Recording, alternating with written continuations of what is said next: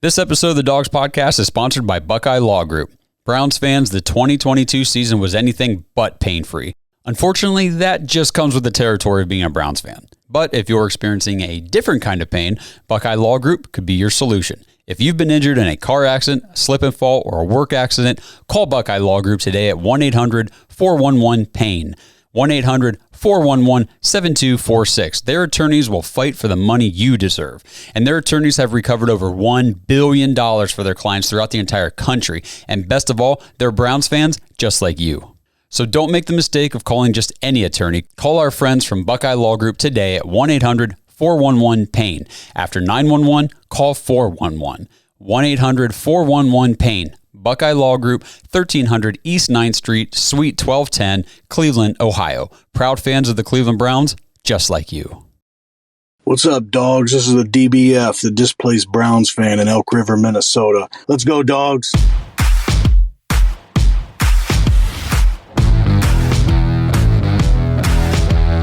Welcome to the Dogs Podcast with your hosts, Blake Reneker, Justin Charles, John Nye, and Josh All. What's up, Browns fans? Welcome to another episode of the Dogs Podcast presented by DraftKings Sportsbook. If you want to get your intros on the show, head to thedogspodcast.com. Tap leave voicemail in the drop-down menu. Sports betting, now legal in Ohio. We'll mention this a few more times. Pretty much everybody on this show is now a degenerate. So, in former dogs like Zach Kopp, he's a betting fiend now. So, make sure you guys play responsibly. But it is a lot of fun right now. It's making all the playoff games more interesting. So, make sure you use our code TPPN. Get your credits or however it works. I wasn't able to use it. I already had an account. So, and I don't listen to the ad, but you guys should listen to it. As you can see, no Justin or John today, last minute, not able to make it, so we were able to phone a friend. We got friend of the show, Kenny Mack, all the way from Canada, videoing in today. Always good to have Kenny on the show. Thanks for being able to step in on short notice. It's good to have friends in high places.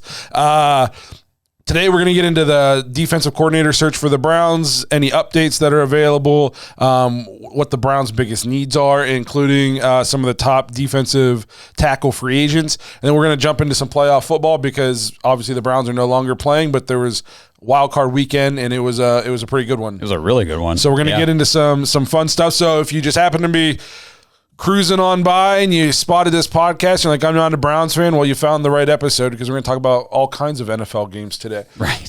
So there'll be a little bit of something for everything. Before we get into it, though, remember to check us out on Facebook, Instagram, Twitter, and TikTok. If you're watching on YouTube, please like and subscribe. Make sure you tap the notification bell so you never miss a new episode. You can also find us on Apple, Spotify, and Google Podcasts.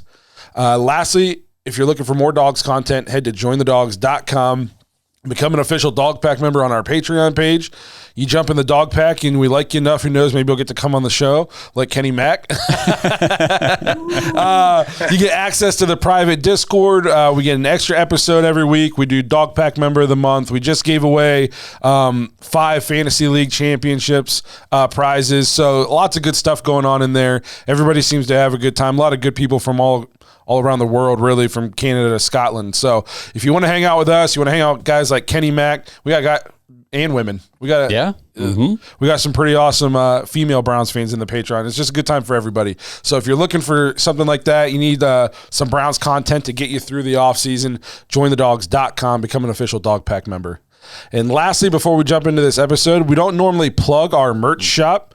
I always forget we even have a merch shop. Kenny's wearing one of our hoodies, but I always forget that we have it. But we just dropped a new design. I think Josh is maybe going to put it on the screen somewhere if we're good at that. I don't know. But if not, I think it'll make it on the screen. Don't worry. Right here.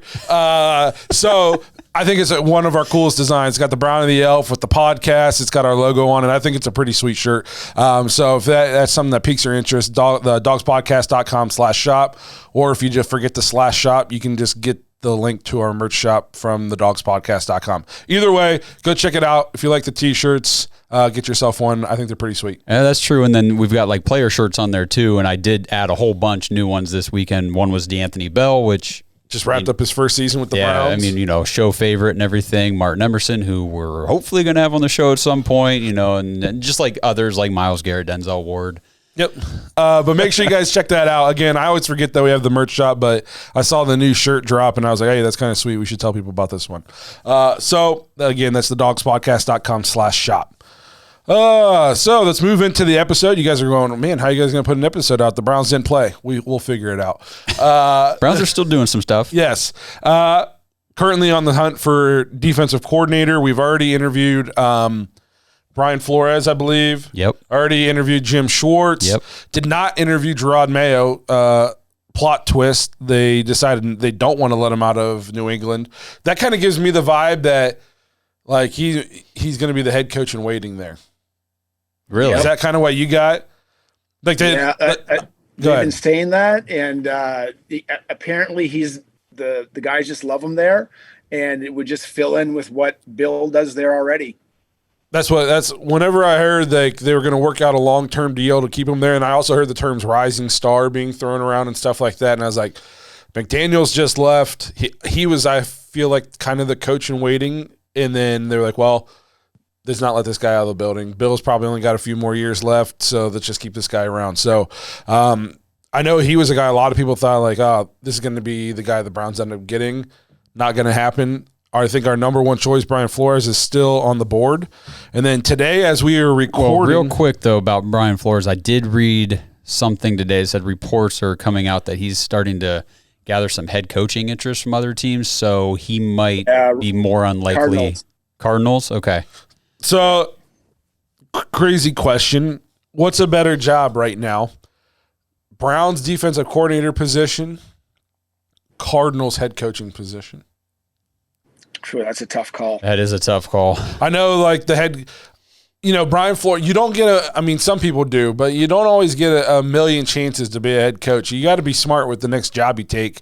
I'll say this. I do think if the Browns hire him as a defensive coordinator, he might only be here for like a year. Yeah. That's my biggest problem with him. I think he'd be phenomenal, but I just don't see him staying more than a year. Yeah, I think especially if he transforms the defense if he takes us from the pitiful defense we've been the last 3 years and we come out next year, we're top 5, top 10, he's going to be one of the hottest candidates again. Mm-hmm. So he could be potentially a 1-year rental. I know he's like number one on a lot of people's wish list. He's up there for me. Jim Schwartz is also up there. The Browns interviewing today, which we are recording on Monday. I'm not sure what time they're doing this. Sean Desai, is that how you say it? I'm pretty sure. Sean Desai just wrapped up his first season as defensive coordinator of the Seahawks. They didn't have a very good rush defense. Their front seven's not very good, but they're a pretty good secondary. They play in a tough division. They had a pretty decent defense. So I know he's kind of a name to watch that people are talking about. And then we also interview the guy from Denver. I don't know if we interviewed the guy from Denver. I think the Eagles defensive coordinator, Denard Wilson, we did interview. Yeah. Okay. Which the Eagles defense this year was obviously awesome. Yes. There is awesome, I should say, because it's still in there. He's their passing game coordinator, though, correct? He's not the actual defensive coordinator. Yeah, we wouldn't be able to interview him if he's just a defensive coordinator. They're not going to let him leave for a lateral job. You know what I mean? Mm-hmm. Right. And then another name to throw out there, which I don't know if he's going to become available, but after the Chargers collapsed, there's talk of Brandon Staley maybe not retaining his job, and he would be on a short list of potential candidates for the Browns at the defensive coordinator position. He was the defensive coordinator for the Rams when they had the number one defense in the league. Right. It's tough. I just have not been a Brandon Staley fan as a head coach since he's been with the Chargers. That being said, he was a good defensive coordinator. And sometimes you're just a coordinator, not a head coach. But it's hard for me to look past the last few years. I mean, their defense wasn't that good. No. Especially the rush defense. But then again, he's got a lot more than he had in at the Rams there, I would think, with Khalil Mack, Bosa. The corners that they have. Derwin James, I believe. Asante Samuel. Yep. Yeah. Asante Samuel. So he was unreal. So, but that's a name. I don't know if I feel like if he was going to get fired, it would have happened already. So I don't know. Now, if I'm the Chargers, I would fire him, and I'd be throwing a blank checkbook at Sean Payton. With all the talent the Chargers have, 100%, they should be trying to get Sean Payton. And it's in LA. I mean, it's right where Sean Payton wants to be. Sean Payton, I'm pretty sure, is living in LA right now. So that's what I would be doing. Now, then you run the risk, like, what if we don't get Sean Payton? Now we don't have this guy. Well, this guy's done nothing for you. Right. Anyways, I said the Chargers are the Clippers of the NFL. They do less with more than just about anybody.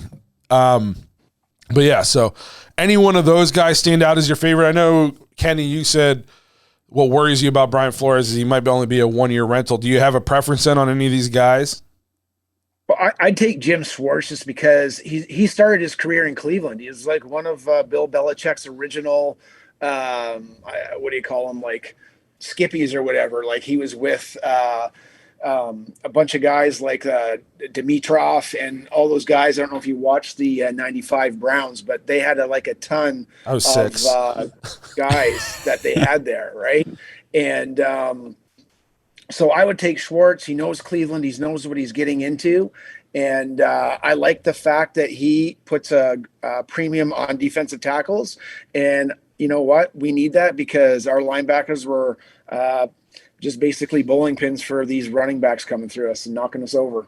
That's a big thing we saw. We're going to go over an article talking about some of the top defensive tackle free agents. And they said the Browns linebackers aren't as bad as what they appear to be. It's just they're constantly getting blocked by 300-pound linemen because we don't have nobody's eating any blocks up front. Mm-hmm. They're just Swiss cheese. I mean, the D-line, obviously you want to make tackles and get pressures and stuff like that, but your main responsibility is to eat blocks to keep your linebackers free. And we don't do that on the interior at all. No. So then you got undersized guys like Phillips, and even Anthony Walker's not huge, and JOK. Yep. And now they're trying to shed blocks of these dudes who are 300-plus pounds but can move. I mean, it's going to make anybody look not great. Mm-hmm. So it'll be interesting to see what our linebacker group can be if we can get some better than absolute dog crap defensive tackle play. Yeah, like I mean, who in the world in the NFL could stand like a 7-yard full-on run to run you over? And we were talking about this just before you got in, Blake. Like our linebackers, that's the most decimated I've ever seen a group for the Browns in my life. Like we didn't have our 3 starters, and we're pulling guys off the street like Ragland, and he was holding his own because he actually happened to be like I believe 250 pounds. But I mean, he wouldn't have lasted long after getting like knocked over and full runs of steam at him. You know what I mean? Oh, for sure. You definitely saw the run defense get a little bit better, as even though the talent level of the guys we might have been putting in might not have been like on the level of a Walker or a JOK, but just the fact that they had a little bit of meat on their bones. Right. You know what I mean? They were harder to push around at least, because if the D-line's not going to eat any blocks, at least the linebacker's going to absorb a little bit of the blow, not just jump around the blocks. As a linebacker, you want to go through blocks. Take them on, not jump around them. Poor JOK's got to like slide around them and like all kinds of stuff just to try to keep himself clean. So we'll see what happens there. To me, if it's not Flores, Schwartz is the guy who I would like the most too. I've just been a fan of his even when he was in Detroit. I said last week I like that he's coached at a dumpster fire organization like the Lions before. So when he comes to Cleveland, he's going to understand what comes with that in terms of with the fans and just overcoming curses. And, you know what I mean? Right. Just he understands everything that comes with that. And the guy's every defense he's taken over, he's transformed. And they've gone from a bad defense to a good defense in 1 year. So, yeah, I do think in his interview process, you'd have to imagine he said, I'd like to come here. But if I do, you have to, give me your word. This isn't going to be my defensive line. Right. You know what I mean? Yeah, we're going to fix this, right? Yes. Yeah. Because like you said, he puts a premium. I know he had Albert Hainsworth. He had Prime and Donovan Sue. Yeah. When he was on the Eagles, he had, who was it? Was it Fletcher Cox? Was it Fletcher Cox when he was on the Eagles when they won the Super Bowl? So he's always had an interior defensive tackle who's kind of a game wrecker. So we got to get him that. And then that would be my guy. Now, the guy we're interviewing today, you said you had some notes on him. Sean Desai, yeah. So I just kind of I read an article or two about him. Pros and cons with this guy, just not really knowing who he is that well and just kind of doing some basic reading. So he's currently the associate head coach and defensive coordinator for Seattle. So, he's kind of got that whatever associate head coach responsibilities would be. But, I mean, it's more than just a defensive coordinator. So they obviously trust him in Seattle. From what I was reading, he's, I guess, very well liked. He's known as being a good leader. We need that, which we really do need. They said he's a Vic Fangio disciple. He was the defensive coordinator for Matt Nagy in Chicago. That year, the defense was 22nd in the league in points allowed at 23.9. This year in Seattle, his defense was 25th in points allowed at 23.6. So not wonderful. It kind of seems like what Joe Woods put together. Yeah, but you got to. I mean, he was 25th in the league at 23 points per game is not that much. So I'd like to see the difference. What's the difference between 25th and 30th and 25th and 15th? I mean, 23 points. If your offense doesn't score 23 points, you're probably not going to win a lot of games. No, you're absolutely right. So that's why I was like, is that a big deal? Is it not? I don't know if that's, that strong of a metric to gauge him on. They said he runs a 3-4 base defense, mixes in 4-man fronts and nickel and dime looks. Does that sound all right to you? Are you guys concerned about different, like, do we need to interview people who run 3-4s or 4-3s, or do you think, like, whoever comes in, we got the personnel where we can make it work? I'm reading that people are saying we do have the personnel. I personally don't think we have the personnel for a 3-4. We don't have anybody that can eat up any space, and none of our defensive tackles are. They might be, one of them might be 300, but you need like a 335 guy to like just plug up the middle. And I just don't see it happening unless we get somebody through free agency, which might be the guy that I watched yesterday from Tomlinson from the Vikings. I think he's open. Yeah, he's on. So if we go to a 3-4, is that going to put Miles? Is he going to be standing up more, or are they going to put him? I would say so. So, and then is that going to put Miles in space? Like Miles is a freak athlete, but I don't want him running around in the flats. You know what I mean? I know some people watching are probably like way more versed when it comes to like 3-4s, 4-3s, nickels and stuff. I always liked offense more than defense. So, I mean, I just don't know how our personnel would. I mean, I know the difference, obviously, a 4-man front, 3-man front, all that good stuff. I just don't know, like you said, personnel-wise. I mean, who would play nose tackle? Who would play nose guard for us in a 3-4? Like today? Yeah. Man, I have no idea. You Miles? take a 2D tackle. Yeah, I mean, who would? Like, I don't know. Like, Miles would be he would have to go to like some kind of edge rush because he's still a little bit too light for defensive end for that particular thing. You want him a little bit bigger, right? Yeah. To plug up the run and free up your linebackers. So I just don't see it. I mean, I feel like if you're going to run the 3-4, we need a nose guard like a Andrew Billings, like a bowling ball guy, big dude. Yeah, but I don't know. We'll see what they want to do. I think it all is going to come down to philosophy wise. Like they're going to be like, how? I think if I'm Stefanski, I look at these guys and say, how do we not give up 3rd and 15s all the time? Right. What's your plan for that? And then, if I like the sound of it, we'll continue the interview. Yeah. Because that had to be the most frustrating thing. And another thing I like about Jim Schwartz is he has head coaching experience. He's got head coaching experience. He's got Super Bowl experience. Yep. So he's well versed in the league. Like he understands the NFL. And is he interviewing anywhere else? Because I know he's not coaching anywhere right now. He's just a senior defensive assistant for the Titans. Yep. Yeah. So if he's not taking, so does that mean he wants to be here? Like he took the interview. Yeah. So he obviously wants to come here. He wouldn't take the interview for no reason. At least I wouldn't think so. Unless he was like, I'll go see what they had to say, and if they don't wow me, then I'll just stay here. But you don't see what somebody has to say if you don't have some sort of interest. Correct. So you got to look. If you're a defensive coordinator, you got to go, I got Myles Garrett, I got Denzel Ward, I got Greg Newsome, I have Grant Delpit, I have I got pieces. I got 5 to 6 pieces on that defense that are pretty good. Sure. Yeah, and I mean, JOK is a great player. You just have to find the right way to use him. Emerson is ascending. You said Grant Delpit, who came on that second half. I mean, he's starting to look like he could be a stud, Grant star. Delpit's just the kind of guy you have to use him right. Yep. You're probably not going to leave him isolated in coverage all the time. He's a playmaker. Let him go make plays. We have John Johnson, who I know. Yeah. Go ahead. You try and salvage John Johnson. That's what I was going to say. And the other guy that was kind of coming on too was, and he's going to be a role player. It was Taki in the run. Yeah. Yep. Hopefully he doesn't. I mean, I feel like he might miss. Yeah. He's going to miss a lot of next year probably. Because he got hurt. Good point. Mm-hmm. I guess it depends on how his rehab goes. But yeah, so that's the defensive coordinator update.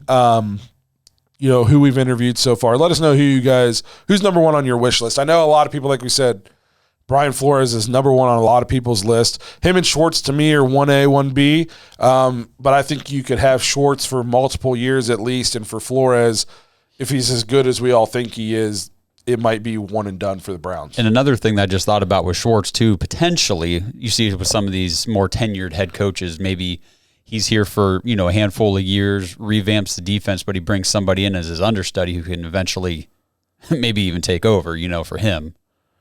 Yes.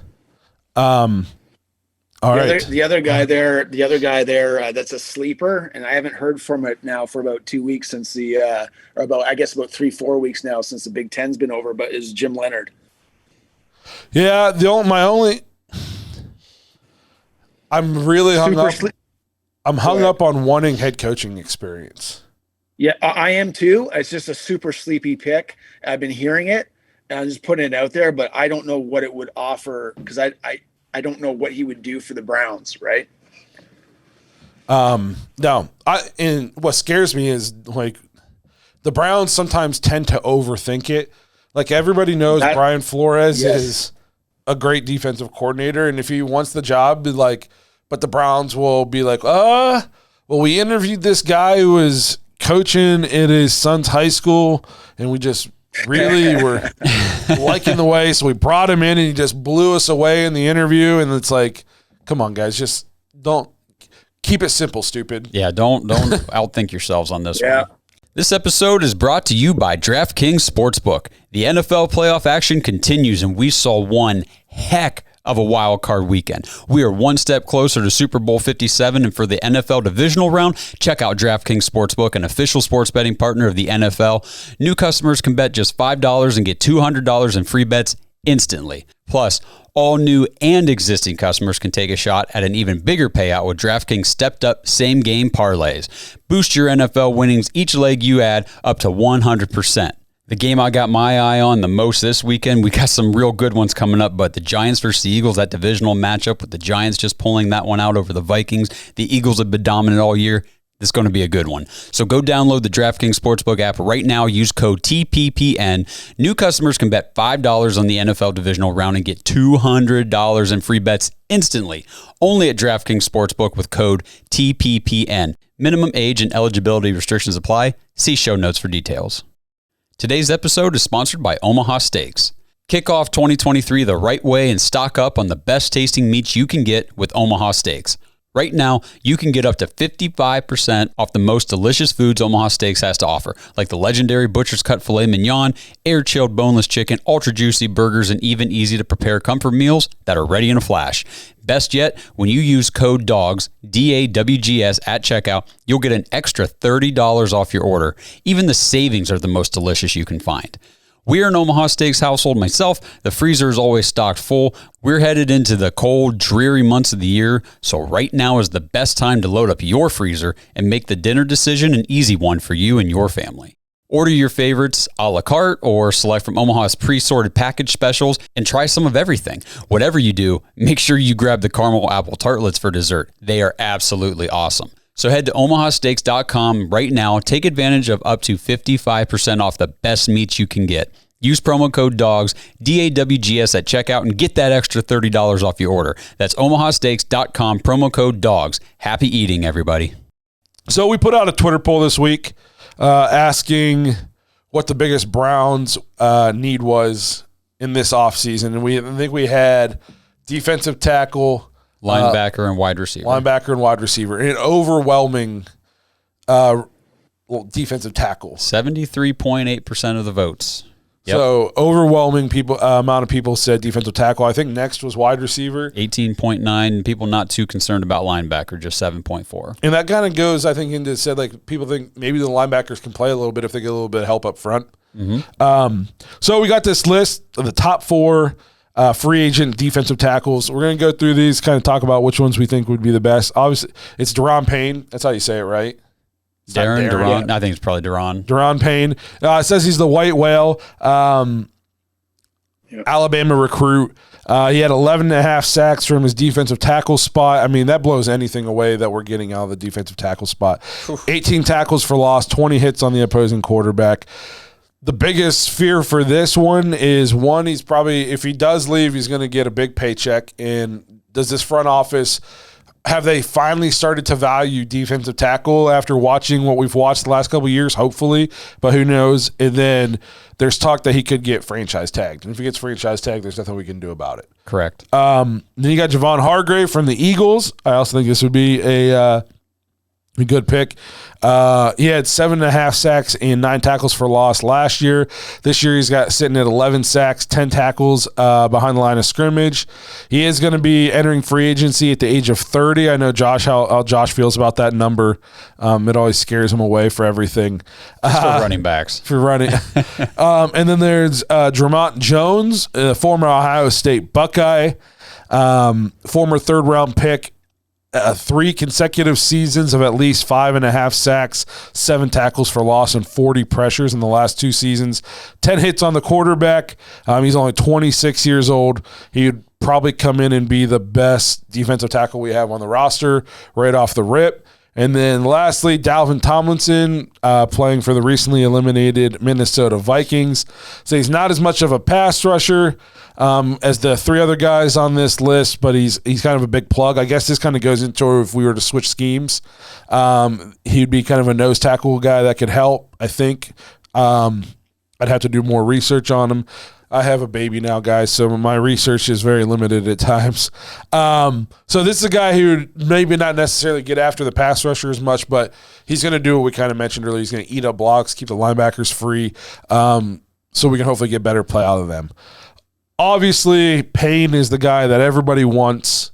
He's going to get the big money, and if he were to hit the free agent market, it's not like it's a shoo-in we would get him. We'd probably be going up against multiple teams. Oh yeah, to try to get him. He's also the youngest. So I mean, he's just a stud. It's Miles needs a guy like that. You know, like as much as it's nice to have an edge rusher opposite, they can still double team you if it's Miles another good edge rusher because you're so far apart. You know what I mean? If you put Miles and then Daron Payne right next to each other, well, now, you know, that's a lot more difficult to double team. Mm-hmm. They're running stunts off of each other. You can only chip one of them with a running back. You know what I mean? Like, if it's just your edge rushers, 1, the quarterback can just step right up in the middle. 2, you can roll the pocket one way and then chip with a running back. Now you've taken away both edge rushers. There's so much you can do if you have nothing in the middle except for marshmallows. Obviously, Daron Payne is the one you would want to go to the most. If he's not available, I don't know if like Dalvin Tomlinson almost seems like if no one's available because I just want to see clean linebackers. And you know what? I'm sick and tired of 2nd and 5. I can't stand it. Eat some people, eat some blockers up and free our linebackers, please. Let me throw. So we put wide receiver on that list, and there's been rumors like the Browns could potentially be in the market for DeAndre Hopkins. Would you rather spend big on Payne and not get D-Hop and bring in like a lower level wide receiver, or would you rather go get D-Hop and then bring in like Tomlinson? I think just without doing any thinking about it, I'd kind of like to do the D-Hop Tomlinson situation. What about you, Kenny? I'm going for Payne, and then I'm bringing the guy from Houston, the fast guy. I can't remember his name. Cooks. That's exactly what I was going to say. Give me Payne and give me Brandon Cooks. Brandon Cooks. I didn't know Brandon Cooks was my other option. Okay, you said a lower level receiver. He's getting old. He hasn't done anything. He's younger than D-Hop. Yeah, but he's not D-Hop. I would take either of those guys for sure. Both played with Deshaun before in Houston. Yeah. I love it. They're both great receivers. Do you guys think the Browns are really in for potentially to get DeAndre Hopkins? If they said they're going to trade him. Hey, this time last year, if you just said, "Are the Browns in for Amari Cooper?" we wouldn't even know what you're talking about. We had no idea. Yeah, fair enough. I just don't. I don't see D-Hop as a precise route runner that Stefanski kind of craves, right? And so I don't see it happening. But hey, I'm not in the front office, so I mean, what do I know, right? How much? We heard Deshaun in some of his exit press conferences and stuff talking about how the offense will be different next year and stuff. And I was kind of thinking about this. So we were all wondering about the offense, the last 6 games with Deshaun. This is a little bit off with these defensive tackles, but it's the off season. We'll come back to it. Yeah. How much of the offense? So how much do you expect it to be different next year in terms of even philosophy? Is it going to be more free flowing, less? I don't want to say less precision, but is it going to seem more open? Because I started thinking about this at the end of the year. We had to play one way with Jacoby. It had to be very precise. Get to your drop. You got your one read. Get it to him. Get the ball out quick. We weren't going to make 10 guys change the offense to fit Deshaun for 6 games. We almost were trying to put Deshaun into the Jacoby offense. Now that we got an entire offseason, is it going to be more of let's get these 10 guys to fit Deshaun? You know what I mean? Mm-hmm. So, how much do you expect the offense to be different next year, even philosophically? I still think you're going to see the timing run schemes that he does and the jet sweeps. The run game will stay the same. There'll be some play action, but the timing patterns that Stefanski runs, there'll be a little bit more room for creativity. And these guys, I don't know, it never looked like they ever practiced the fire drill or whatever. Oh my God, he evaded a sack. They just kept running their routes. I'm like, somebody come back or someone go up. They didn't have that connection yet, right? So I think that will change. As far as a Hopkins Deshaun type connection where it's kind of willy-nilly, I don't know about that though.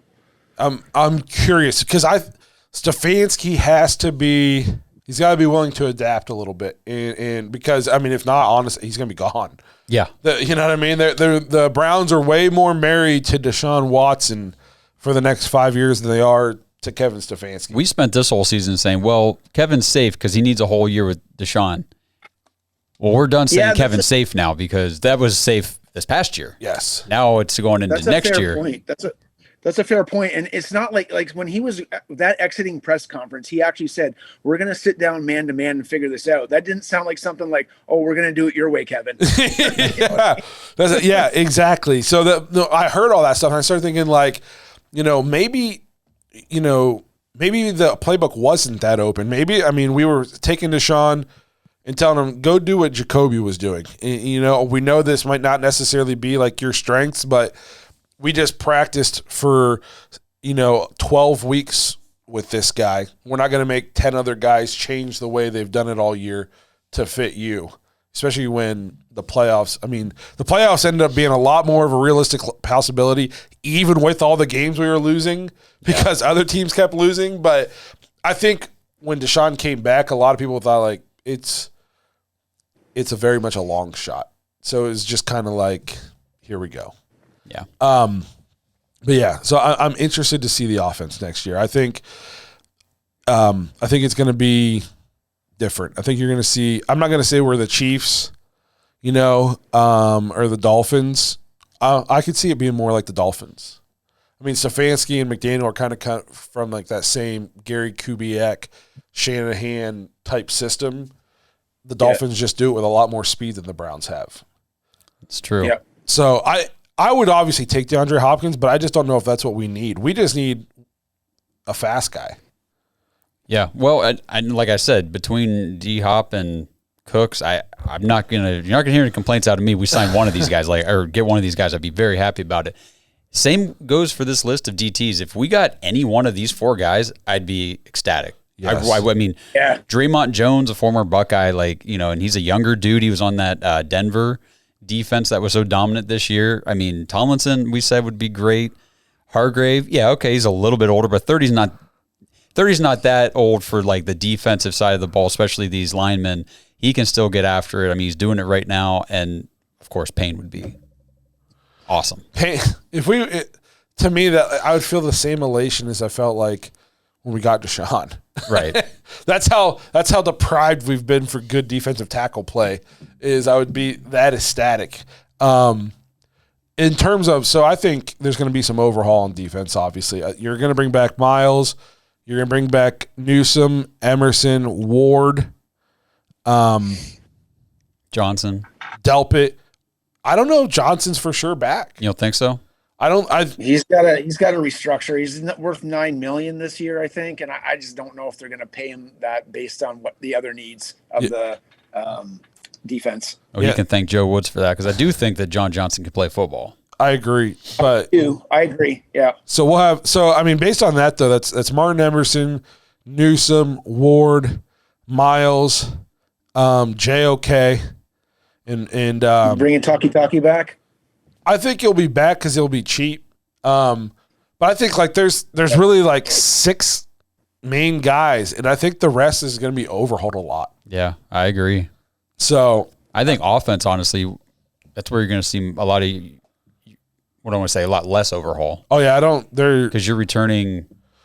You're returning everybody. Everybody. The only question mark would be, are you going to add to it? Yeah, and are you going to add and guys like Wills? I think the biggest departure from the offense would be Kareem Hunt. Well, and based on this year, it wasn't that big of a part of it anyway. Correct. I'm actually excited to see Ford get carries. I don't want to sound like I'm just shooing Kareem to the curb. No, yeah, we're not. But he looked explosive on kick returns. Mm-hmm. That's all I'm saying. All right. Well, that's kind of anything else you guys want to touch on the Brown side of these things. Just because there's not a ton going on with Cleveland right now. Obviously, it'll pick up more once the official NFL season's done. We're getting closer to the draft and free agency opens up, that kind of thing. Right. And we see exactly who's all available. This episode is sponsored by BetterHelp. Look, Browns fans, we know as well as you do that being a true Browns fan takes a serious toll on your mental health. And that's on top of all the other stresses of everyday life. Your mental health is important, and that's why we've partnered with BetterHelp. If you're like me, you have no problem calling your doctor whenever your body is sick. But when your mind needs some attention, we're quick to neglect it. Your mental health plays a pivotal role in both your mind's and your body's health. Thankfully, I've sought therapy services before, and it made a world of difference. But you need the right therapist for you. BetterHelp is the world's largest therapy service, and it's 100% online. Trust me, I know it can be intimidating or uncomfortable to visit a therapist's office when you're expected to sit there awkwardly and, share personal things face-to-face with someone you barely know. But with BetterHelp, you can get the help you need right at home, all through your phone. With BetterHelp, you can tap into a network of over 25,000 licensed and experienced therapists who can help with a wide range of issues. To get started, you just answer a few questions about your needs and preferences in therapy.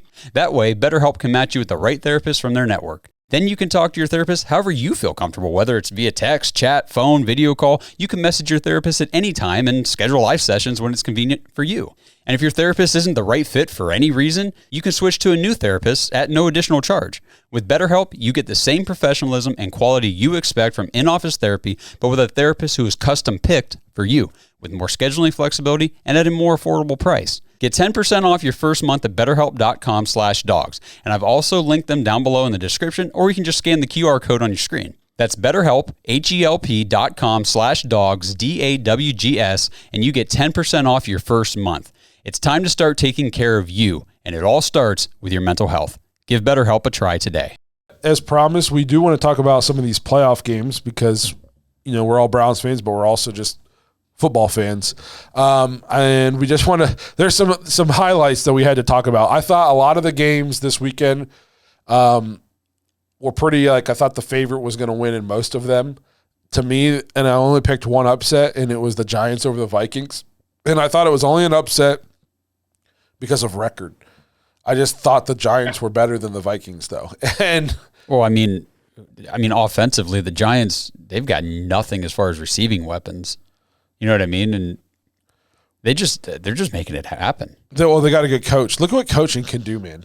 Look what coaching can do in 1 year. Yeah. The Giants have been a dumpster fire for since their last Super Bowl? Well, the Browns made the playoffs too that first year with Kevin, So, I wonder if other teams thought the same thing. Like, look at the Browns. They got a new head coach and turned it around in 1 year. Now they're in the playoffs. They beat the Steelers.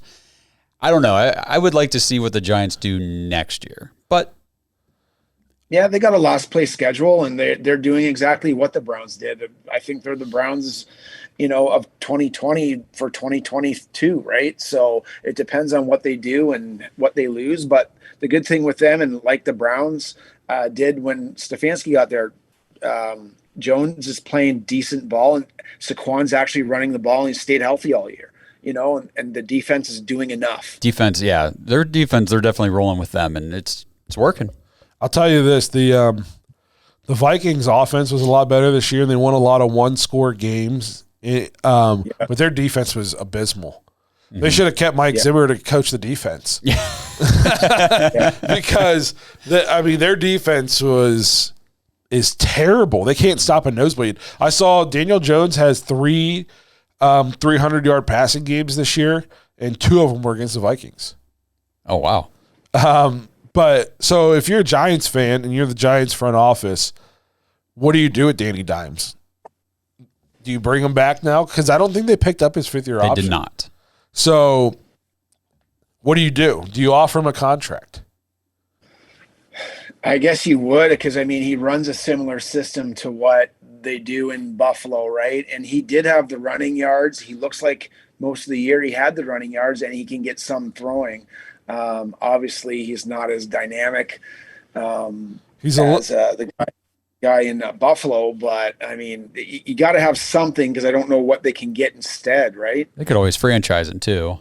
Yeah, but if they franchise tag him, they'll have to pay him $40 million. $40 million? Yeah. Huh. Well, if you offer him a contract, what are you going to offer him though? Because $40 million. What are the higher end quarterbacks making? 55 plus or something? Here's the thing. I could see. I would offer him like a 3-year deal at like 25 to $30 million a year. Because here's the thing: is he can say no, but if he leaves and goes to free agency, there's not going to be a bunch of teams offering him big money. The Giants hold the power here. Oh, I agree with that. But if you look at his numbers, I don't know if people realize how good of a season he's having. He's completing 67% of his passes. He has 3,200 yards, which isn't crazy. He averages 200 yards a game, but he has 700 yards rushing. So he's got Josh Allen 2 years ago. Yeah, he's got almost 4,000. That's Lamar. All-purpose yards. Lamar always only has like 2,800 yards passing, but he has 1,200 yards rushing. Right. You know what I mean? Yeah. So he had his almost 4,000 all-purpose yards. He has 15. He's 3-to-1 touchdown to interception ratio. 15 passing touchdowns, 5 picks. He's also ran for 7 touchdowns. So he's got 22 touchdowns, 5 interceptions. He's only fumbled twice this year. Only lost it once. And if you remember, that was his thing. So he's only had 6 turnovers this year? Yes. He only threw 5 picks this whole season. 5 picks the whole year. He's got he's got 22 touchdowns, 6 turnovers. I never would have guessed that without looking at anything. It's crazy. I'm giving him some kind of deal like what I said. And I'm not saying, and then maybe you draft a quarterback, not in the 1st or 2nd, but maybe if there's a guy in the 3rd or 4th and you kind of bring him on as like a guy to keep pushing him kind of thing, but he played in my opinion, he's almost like Josh Allen light. You know what I mean? Yeah. He's not quite as big, not quite as good of an arm, not quite as dynamic, but 700 yards rushing is a lot of rushing yards for a quarterback. That's a ton. Only 6 turnovers in 17 games. He had a 92 rating this year. So I would get him in. This is like you said, their leading receiver at 724 yards is Darius Slayton. They don't have much weapons on the outside. No, and they're in the playoffs. Obviously, they're winning. They're in no position to take a top end quarterback in this year's draft, whoever those quarterbacks turn out to be after the process here. And who are you going to get in free agency? Jacoby Brissett. So I think that. Well, I think there's a lot like Derek Carr is going to be available. He's not a free. Is he a free agent or no? They have to trade him, I believe. To me, Derek Carr is going to be a hot ticket item, like for the Jets. If I was the Jets, I'd go get Derek Carr for sure. They could use him. You know, they need right? He might go to Baltimore. That seems like a Baltimore landing spot to me. Yeah, they'd have to transform their offense, and they have no wide receivers. But I mean, he's used to that. You know, he had a better year when he had no wide receivers. He's give him a good tight end and let him go to work. But yeah, so I'd bring Danny Dimes back. I'm not saying I'd offer him, you know, the keys to the house for the next 10 years, but he's played well enough. I just don't know if there's you're going to be in position to get anything better than that. Right. And his legs are a big part of their offense. Because without legs, he'd be thrown from his torso. And that's why you listen to the show every day. So then that brings us, anyways, with the Vikings. Was anybody surprised that they lost? No. I wasn't going to be honestly surprised if they won or lost, because it's one of those games where it's like, if the Giants don't win this, I can see them losing, and I could totally see the Vikings blowing this. It wasn't at 1. I knew the Vikings were going to lose. It's just, there's just something about, and I've been a Kirk Cousins defender forever, but there's just, at some point, like, he's got to win the game. You got to win the big ones. Yeah, at some point. He puts up the nice numbers during the season. You know, he has some of the big performances, but you're right. In the big games, not so much. Well, at the end of the game, what was he doing? Like, why would you check down? If it's 4th and 8, why would you check down to 2-yard pass? So right. I saw his post-game press conference, and he said he was looking at Jefferson, and he didn't think he could get it to him, and then he thought he was about to get sacked, and he didn't want to take a sack and end the game, not even giving anybody a shot. So he just threw it to TJ, even though it was short of the sticks, hoping maybe he could break it or something like that. Which, I mean, I guess I see his reasoning, and he's making a snap decision, you know, in 3 seconds. And he did get hit, like, just as he was throwing it. And if he took a sack, everybody would be freaking out. But if you take a sack, then there's no chance. If you dump it off for a 2-yard pass, I mean, you're right. There's a chance your guy breaks it. My thing is I would have taken the shot at Jefferson, even if I didn't like it. Yeah, because I mean, 4th and 8, the game's on the line. Like, why not? Right? Yeah, I wouldn't have cared if they had 4 guys on him. That's who I would have thrown it to. Honestly, you're right, because like dropping back as a quarterback would be like, I'm throwing this to Jefferson no matter what. Yes. Like, I'm not even looking at anybody else. Yes, because, I mean, the game's on the line. That's a top 2-3 receiver in the league. That's who I'm putting the ball in the hands. Yep. Even if he's double covered. I mean, we saw his catch earlier in the year. Mm-hmm. You know, give that guy a shot.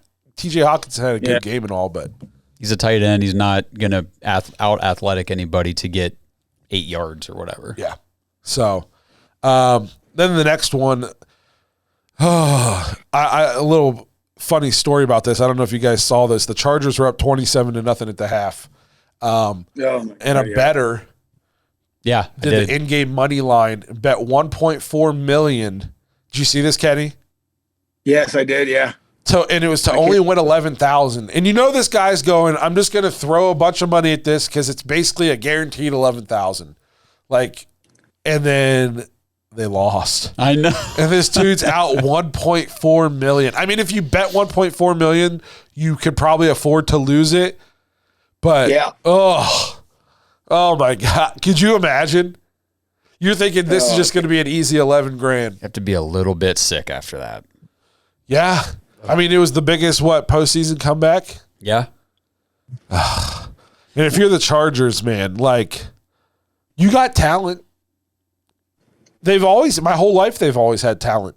They just never do anything with it. Yeah. Nothing real. I mean, and you got to give credit to Jacksonville a little bit as well. I mean, Trevor Lawrence, to bounce back from 4 in the first half, right? Yeah. Interceptions. He had one, I think, on their first possession. Yeah. It was like 3 in the first quarter, I think.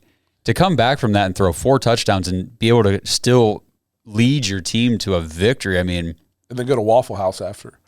Oh, is that what he did? Oh, what a good kid he is. Yeah. But, I mean, you think about it. You throw those interceptions, every single one you would think, like, I suck. We're going to lose. I blew it. Like, to be able to overcome the mental anguish of what you're doing to your team, your defense is pissed at you. I mean, they're like, dude, we just got off the kudos to him. I mean, second-year player. I mean, it's nice to see, the mental toughness there. Everybody said he was like the best prospect since Andrew Luck, and then last year he was not good at all, and it was like, ugh, how are we also Urban Meyer? It's crazy what coaching can do, man. I mean, they bring in Doug Peterson, who's a real life NFL coach, not a full-time snatch grabber, part-time NFL coach. Full-time kicker, part-time coach. Kicker. It's like, man, the transformation. Trevor Lawrence is going to be. I think he's going to be really freaking good. I do too. Did you guys think though so when it was 27-0 and then they scored that touchdown, I got that Brown spidey sense going, man, this just doesn't feel good before halftime. And those interceptions, they came too early. There's still lots of game left. And sure enough, they ended up losing, man. Now, it didn't help when you get like 2 personal fouls or misconduct fouls.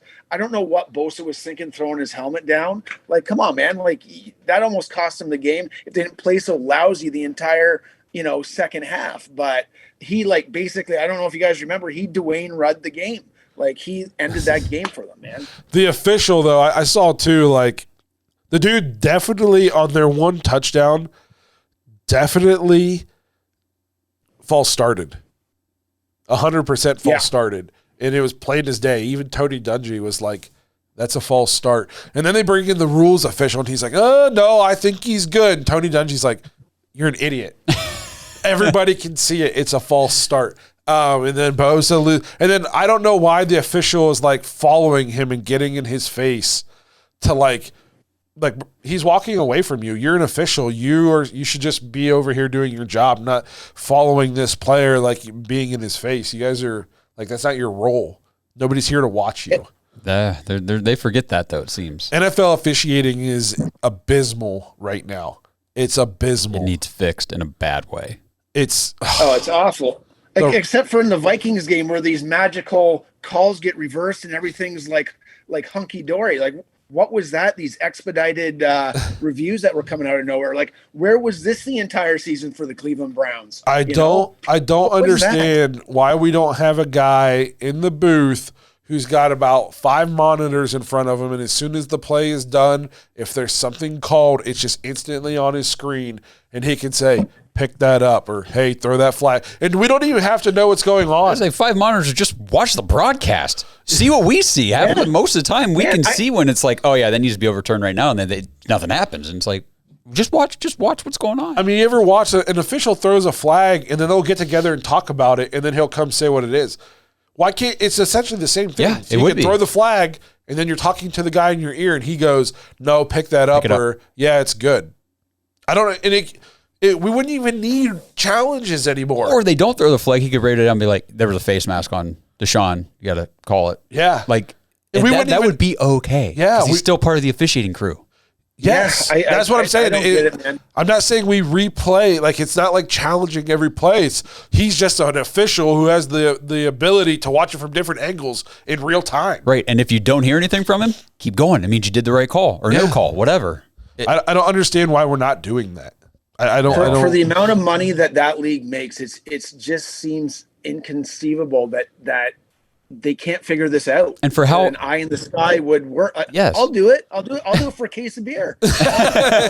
I'll drink the beer after, and we'll drink it during. You think I know I can get most of these calls right. Yeah, how big the calls are in a game too. Like, pass interference calls are huge. I mean, that can be massive yardage, and a lot of times it's ticky-tacky bull crap. Where go back a few years, dude. I mean, ask Sean Payton and Drew Brees. Yeah, they didn't go to a Super Bowl because the Rams pass interfered blatantly, and they didn't get the call. You're right. Yeah, the no calls are just as impactful too. I mean, it's crazy. And the thing is, like, the solution that we're proposing right now, NFL, it's not that freaking hard. No, and I'm pretty sure it's been proposed. I don't understand that. Like, I don't get it at all. Well, with all the money on the line too, obviously you guys just got a lot of betting going on in Ohio now, but like throughout Vegas and all these other betting sites, like there's a ton of money weighing on this. You can't just get these calls wrong, like especially when they're like, it seems so obvious to us. Yeah, could you imagine that Rams Saints games a couple years ago if you had money on the Saints to win? Yeah. You know what I mean? Like I wouldn't be, I'd be like, I want my money back. Like everybody in America could see that that's a penalty. But yeah, I don't know what the league's doing. I've heard rumblings that there's owners and stuff not happy. So maybe we'll see something happen this offseason, but something's got to change because the pass interference and the roughing the passers are so bad. There was another one in the Chargers game. It was terrible. Mm-hmm.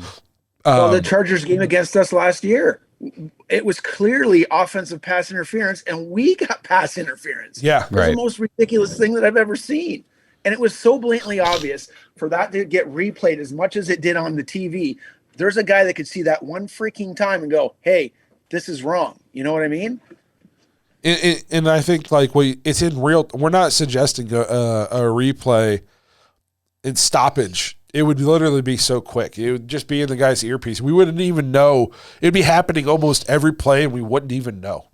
Yep. So, yeah. So we got off a little off track, but who isn't mad at NFL officiating? So hopefully you guys enjoyed that. Yeah. That's where I'm on my computer. I hate the NFL.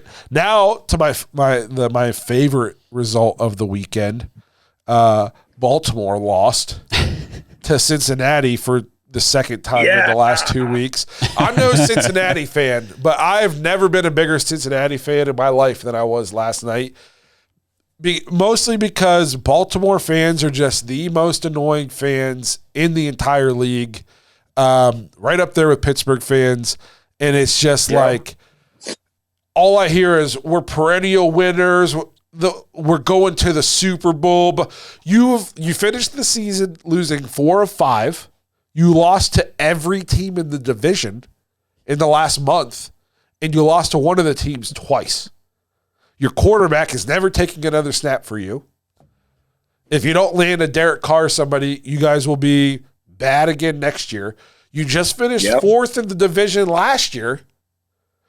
And congrats, you went to the playoffs this year. Everybody knew you were frauds. Everybody knew it. And you got to play one extra week. Congrats. To lose the way you did, too. They were literally going to go, like, correct me if I'm wrong because I didn't see the game. They were literally on the 1 yard line. They were going to kind of jump the quarterback into the end zone. They fumbled the ball. The defensive end, Hubbard, picked it up 98 yards and won the game. Is that how it ended? It didn't end that way, but I think that was like the final score. That was the game-winning touchdown.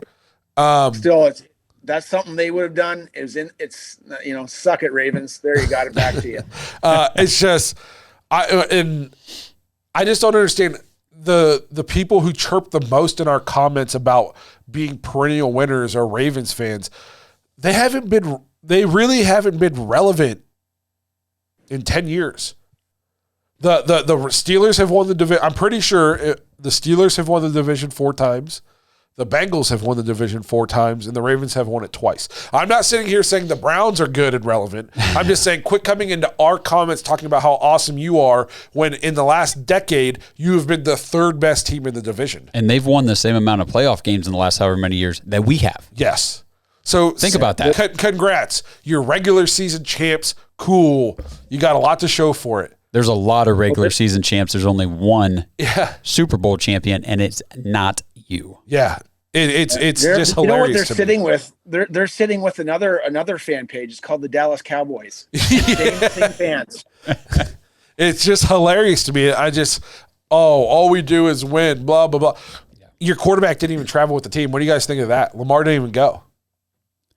I mean, I think his knee's fine. Well, and who was it? Was it Mark Andrews? Somebody said something about, maybe it was J.K. Dobbins, said something about his knee, he could have played, or I don't know. J.K. Dobbins after the game was pissed. He was like, I'm tired of not getting the ball. I'm tired of not getting used. All kinds of stuff. I love it. They would have won if they had Lamar. Like he was definitely sounding off. I I don't think Lamar plays for them anymore. I don't either. And it's hilarious to me that we're kind of the reason why. We gave Deshaun the guaranteed contract that he now wants, and the Ravens are unwilling to give it to him. And it's just like, ha, ha, ha, ha, ha. Yeah, no, man, you guys called that. You guys are one of the only guys that called that right. Like, as soon as that happened, you guys called it on the show. I didn't even think of it when you said it. I'm like, oh, that's brilliant. It's just like talk. Well, look what it did to the Cardinals too. I mean, they had to give Kyler Murray all that money, and now they're going to go through a rebuild. Yeah, with all their money tied up in a guy who isn't even that good. No, and it's just Lamar's going to be in Miami next year, maybe, or somewhere. Detroit. I don't think Detroit's going to make a move off Goff. He had a pretty good year. They were one of the most dangerous teams. It's not fixed. Or if it's not broke, don't fix it. You got enough other things to fix in that team that would help. And the Ravens could franchise tag Lamar, but I'm pretty sure he's on record saying he won't play on the franchise tag. Then don't play. And this is the second year in a row he's going to end injured. So his first couple years, it was everybody talked about, well, he's one hit away from his career being done. Everybody said, yeah, but he never gets hurt. He doesn't take hits. Well, now 2 years in a row, he's ending the season injured. Yes, he doesn't take hits, but you got to think the wear and tear on your knees, your joints, your ligaments of all the cutting and the quick moves he has to make, that takes its toll too. And it's just that's why running backs don't last long. Correct. And it's just hilarious. It is. It's awesome. I love it. It's super funny. Love it. Yeah, it just quit coming telling me about how awesome you are when the Bengals have more division titles than you guys the last 10 years. So, congrats. You're the third best team in the division the last 10 years. Cool. Because that's what they always talk to me about. Look how many you never won the division. Well, you've only won it twice in the last decade. I'm not worried about. The thing is, I don't care about winning the division. I just want to win playoff games. As far as we're concerned, we are tied. Yeah, you think the Giants were mad in 2018 or 2007 or whatever it was that they didn't win the division, but they won the Super Bowl, right? Yeah. But yeah, so that was my favorite outcome of the weekend. I welcome Aaron Butler and company to the comment section. You've been awfully quiet since the Baltimore Ravens lost. So, and then let's go to the Bills game. Were you guys impressed with the Bills? No, not at all. It was one of those games where at the beginning I thought they were about to boat race them, and then they fell apart. Josh Allen started turning the ball over. Picks, the fumble. It was like, you got to think if Miami had Tua or even Teddy, like who knows what happens. Yeah, I think if Tua is healthy for that game and it goes the way it did, I think Miami wins for sure. I mean, Skylar Thompson, I think I saw he was like 18 or 45 or something. He ain't no Brock Purdy.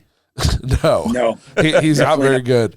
But yeah, I don't. That's going to be a big game this week. Bills Bengals. Yeah, and honestly, what Buffalo showed, it's just like, do you pick Cincinnati in that one? Yeah, but do you feel that good about Cincinnati? They didn't play that well against the Bengals. No, you mean the Ravens? Yeah, the Ravens. Yeah, no, they didn't. I don't know. It'll be interesting.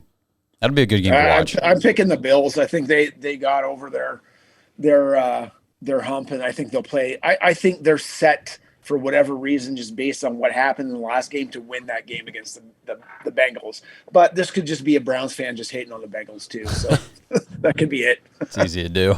And then lastly, are the Niners the favorite in the NFC?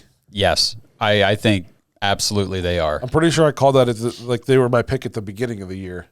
And do you guys think they're the favorite? Period, because I mean they just look really good. The only thing that's holding back with them is Brock Purdy, because I'm waiting for him to have a stinker game. The biggest thing is they've already played the Chiefs once this year, and I have to think the Chiefs are going to go to the Super Bowl out of the AFC. At least that's who I would pick right now. And the Chiefs just dog walked them. So I would, if they played now, I would probably pick the Niners. But because the Niners are on a roll, their defense is playing crazy. I think the Niners had some guys out when they played the Chiefs on the defensive side of the ball. Did they have Christian or no? I don't think they had him yet either. I feel like there was a point, and it was like right around the CMC trade, like maybe a week or two before that. I'm pretty sure they haven't lost since they got him. Okay. Whenever, like, I don't know if their defense was like stellar the first part of the year, like early on in the season? They had a million injuries. Okay, is that I think what it like was? the first month and a half, they were missing like 6 starters. And just that's right. That's right. They got boat race. Yes. Okay, I got it. Yeah. So and the way they've come on with that defense, and then it's not like Purdy's he's playing very well, and they don't need him to do anything extraordinary because they've got all the talent around him. He adds a little bit of an element that Jimmy G doesn't. He can move a little bit.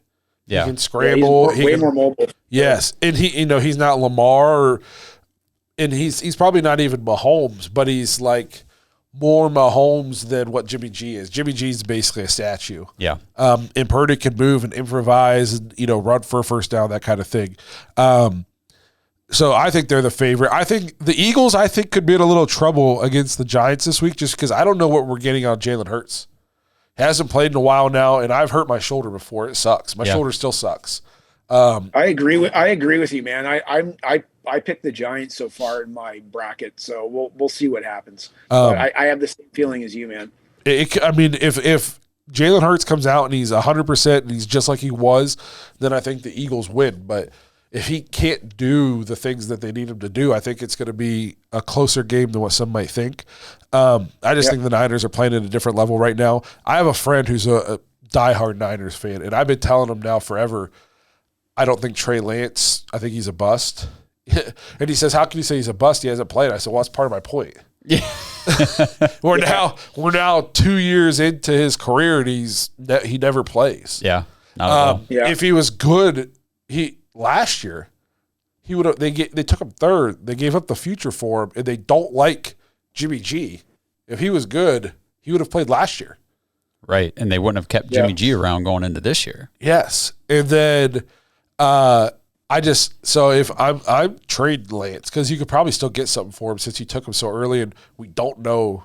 He's a question mark. Mm-hmm. I'd roll with Purdy.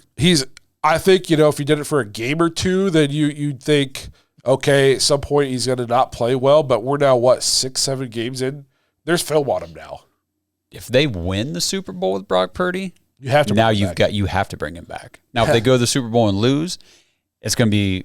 It's going to be an interesting offseason no matter what, but it just gets that much more hairy. It gives me when they had Alex Smith and Kaepernick, and Smith had him rolling and gets hurt, and then Kaepernick comes in and kind of changes the league with the read option. Yeah, and then they just stayed with him. So we'll see what they do, but I'm not sold on Trey Lance. He never did anything. He played 8 games or 12 games in college against low-level competition. Yes, and then he comes to the league, and he wasn't ready to play last year as a number 3 overall pick, and then this year hurt immediately already, and he missed. He was injured at some point last year, I think. Yep, he had like a finger, thumb, hand thing. I don't know. Yeah, so it's like I would roll. I would do whatever you got to do, recoup some of the picks that you give up for Lance, and just roll with Brock Purdy. That's what I would do. But it wouldn't be ironic if they traded him to the Jets. I think Derek Carr could be in play for the Jets. I think Jimmy G could be in play for the Jets. The Jets just need like a quarterback who is above 5'9", 5'10", and who can just throw the ball with some kind of accuracy. Yep, preferably toward one of his teammates. Yes. Yeah. You saw the way the Jets played with Joe Flacco when he was just playing somewhat competent. Yeah. Or with Mike White. So, it's going to be a fun offseason. I think there's going to be some moves that are going to be interesting. Yep. I'm excited for it. But, all right, well, we're going to go ahead and wrap this one up now. If you're interested in, who we think is going to win the playoff games this week, join the Patreon. We're going to talk about that on the After Hours show. We can't give it away all for free.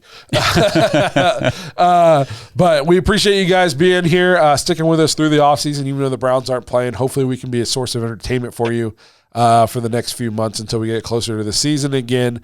Obviously, we got playoffs for the next few weeks, the Super Bowl, then it's going to have draft prep and free agency. So we're going to have some stuff to keep us busy. We'll make it work. So we appreciate you guys being here. Again, check out our merch shop, thedogspodcast.com/shop. If you want this t-shirt, Hollywood Magic is going to be there, I promise. I'm going to make a note to go back and make sure I edit that in there. If not, it's going to be really funny. Again, if it's not there, it means I completely forgot to put it in it. Yeah. You mean, yes. If you guys are wondering, when I'm like pointing around to things, they're not actually there. That's magic.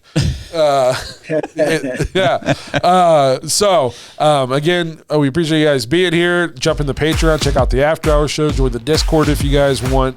And we will see you guys next week talking Browns update, maybe have a defensive coordinator to talk about, and obviously some of the playoff action. Have a good week, everybody. Thanks for listening to another episode of the Dogs Podcast. Make sure you subscribe on YouTube and follow us on Twitter at The Dogs Podcast. Get your thoughts on the show at thedogspodcast.com.